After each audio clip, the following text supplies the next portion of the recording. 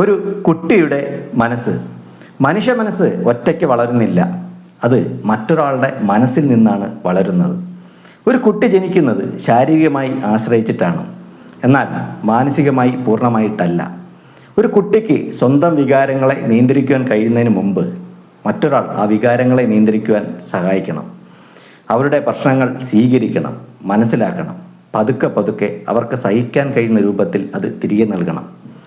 അവരുമായി ഇണങ്ങിച്ചേരുമ്പോൾ അവരുടെ വികാരങ്ങളെ സഹിക്കുന്നതിന് പകരം ചിന്തിക്കാൻ കഴിയുമെന്ന് അവർ മനസ്സിലാക്കുന്നു. അവരുടെ വികാരാനുഭവങ്ങൾ പ്രധാനമാണെന്നും അതേസമയം മറ്റുള്ളവർക്കും വ്യത്യസ്ത മനസ്സും വ്യത്യസ്ത പ്രശ്നങ്ങളും ഉണ്ടെന്ന് അവർ മനസ്സിലാക്കുന്നു.